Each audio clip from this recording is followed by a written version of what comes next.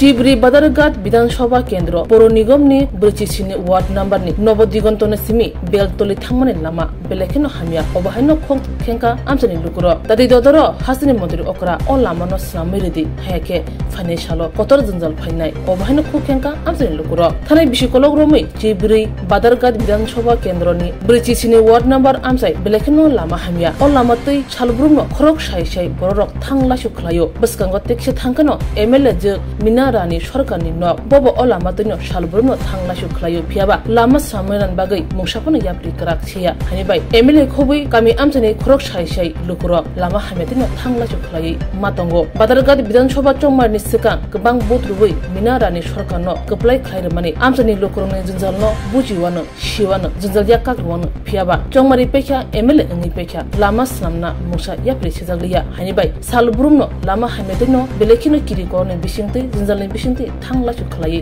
मातंगायो आमसानि लुकुरो तेबो खुखेंका असामुदानि सिगां हाजोनि मन्त्रि अकरा हांकर तांफां बखाकसे तांफां सदर तांफां अ लामा हामेनि बखाक किसा ग्राक मकल कासिनमा अंथों तै असामुदानि सिगांनो लामा जाय खलायै स्नामिरनो अंथों हायनि बागैनो मिडियानि बिसकांगो फायै खुबमा खेंनांलाखिया आमसानि लुकुरो কাকা অতি সরকার ঠিক করা দরকার। আচ্ছা যা আসা যাওয়ার তো খুবই কষ্ট, দেখেন না রাস্তা ড্রেন নাই, তারপরে জল যায় কি জানি কয় এই আসা যাওয়ার কষ্ট, এরপরে ড্রেন করার দরকার, রাস্তাটা ঠিক করার দরকার। সবাই তো অসুবিধা, বাচ্চারা স্কুল লিয়ে যাওয়ার সময় লিয়ে যেতে না, গাড়ি আইয়া ওইখানে দাঁড়িয়ে থাকে, আপনার মানে ভিতরে ঢুকতে পারে না, বাচ্চারা কষ্ট, সব কিছু করারই দরকার। রাস্তাটা অনেক দিন ধরে এই অবস্থা পরিস্থিতি, রাস্তাটা ঠিক হয় না। কোন জায়গা এলাকাটা? চারপাড়া। এদিকে বিধায়ককে মিনাদি উনি ওনাকে জানাইছেন এই কাজটি করণ লাগে? কি কয় উনি? জানে তো, কইছে করব কতদিন হইছে? এই তো তারা এই সরকার আবার পরে তো কইছে করব। তো আছে কত বছর? আজকে তো কয় বছর হইলো এটা নিয়ে তো হইছে। হ্যাঁ এটা তো 5 বছর এখনো করা হইছে না। রাস্তা খুবই খারাপ। এদিকে সব দিকে রাস্তা কি এরকমই অবস্থা? এই রাস্তা এই এলাকা সব রাস্তায় এই অবস্থা। আচ্ছা সব এলাকা দেখেন না, সামনের দিকে পিছনে সবই এই অবস্থা। বাংলাচুরা ড্রেন নাই, তো ভিতরে ওই ধান না ড্রেন নাই, রাস্তা ওই ধান না, কি অবস্থা। অনেকদিন ধরে করব তো শুনি না, করার তো কোনো। সরকার তো কয় সব দিকে উন্নয়নের জোয়ার বইছে, কি বলবে? উন্নয়ন করতেছে সরকার, খুব উন্নয়ন করতেছে তারপরে বেকার সমস্যা কমতেছে, দেখেন না, চাকরি বাকরি অনেক হইতেছে, সব কিছু হইতেছে। ঠিক আছে। নবদিগন্ত থেকে বেলতলা ইটের আগে রাস্তা ছিল প্রথম ইটসোলিং। ইটের পরে এই রাজ্যে নতুন সরকার গঠন হয় জুটামল। ওই জুটামলের এমএলএ ছিলেন বাদাঘাটের লোকাল দিলীপ সরকার, তৎকালীন এমএলএ। উনি একসময় পিডব্লিউডি ডেপুটি মিনিস্টার ছিলেন। ওনার সময় এই রাস্তাটা পূর্ণ সংস্কার হয় নবদিগন্ত থেকে বেলতলা পর্যন্ত। তারপরে থেকে আর এরকম কোনোভাবে সংস্কার হয়নি। বিগত 30-32 বছর যাবত এই রাস্তাটা পড়ে আছে। বিগত 2018 সালে বিজেপি ক্ষমতা আসার পরে আমরা ভেবেছিলাম এই রাস্তাটা হবে, তার কোনো সংস্কার হয়নি। বিগত কিছুদিন আগে, মাস 2 আগে সংস্কার কাজ শুরু হয়ে বন্ধ হয়ে গেছে। আপনারা দেখতে পাবেন কতগুলো রাবিশ রাস্তার এখানে সেখানে ফেলে রাস্তার সংস্কারের কাজ করার চেষ্টা করা হয়েছিল। কে বা কীভাবে টেন্ডার হয়েছে আমরা এলাকাবাসী কেউ জানে না।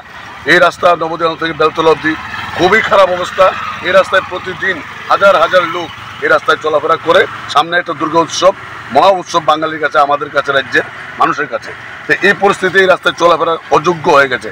গাড়ি, বাইক, স্কুটি কেউ এই রাস্তা দিয়ে সঠিকভাবে চলাফেরা করতে পারছে না। যে কোনো সময় একটা মহা অ্যাক্সিডেন্টের সম্মুখীন হতে পারে সাধারণ মানুষ, এবং এখানে একটা দুর্ঘটনা ঘটলে সাধারণ মানুষেরই ক্ষতি হবে প্রথম। এই রাস্তায় আমরা সবাই চলাফেরা করি, আমরা অনেকভাবে অনেক কাছে গিয়েছি, কেউ এই রাস্তার কোনো পূর্ণ সংস্কার করার সদিচ্ছা প্রকাশ করেনি, এখনও অবধি কাজ করার চেষ্টা করেনি। আপনারা ভালো করে জানবেন, আপনারা যেখানে দাঁড়িয়ে আছেন এই রাস্তার একটু সামনেই আমাদের বর্তমান বিধায়িকার বাড়ি। উনি এই রাস্তা দিয়ে প্রতিনিয়ত চলাফেরা করেন, জানি না ওনার নজরে এই রাস্তার বেহাল দশা পড়ে কিনা। আমি রাজ্যের মুখ্যমন্ত্রী তথা পিডব্লিউডি মিনিস্টার, ওনার কাছে আপনাদের মাধ্যমে আবেদন করব, উনি ডিএম, এসডিএম এবং লোকাল বিডিও ওনাকে পাঠিয়ে তদন্তের মাধ্যমে এই রাস্তাটা দুর্গাপূজার আগে যেন পূর্ণাঙ্গ সংস্কার করে মানুষের চলাচলের ব্যবস্থা করে দেন এবং ডিএম সাহেব নিজে তদন্ত করে এই রাস্তার পূর্ণ উন্নতি করে মানুষকে চলাচলের ব্যবস্থা করে দেন এই আবেদন রাখবো। বর্তমান বিধায়কের কাছে আবেদন রাখবো উনি যেন ওনার সরকারকে এই আবেদন নিবেদনের মাধ্যমে এই রাস্তাটা পূর্ণ সংস্কার করে দিয়ে মানুষের এই দুর্গতি থেকে মানুষকে মুক্তি দেয়।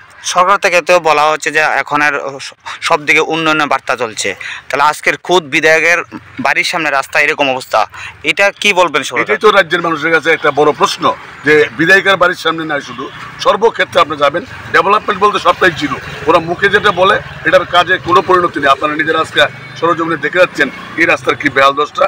এইরকমভাবে গ্রামাঞ্চল, এটা তো আপনারা জানেন, এটা আপনি যেখানে দাঁড়িয়ে আছেন এটা 47 মিউনিসিপ্যাল কাউন্সিল ওয়ার্ড।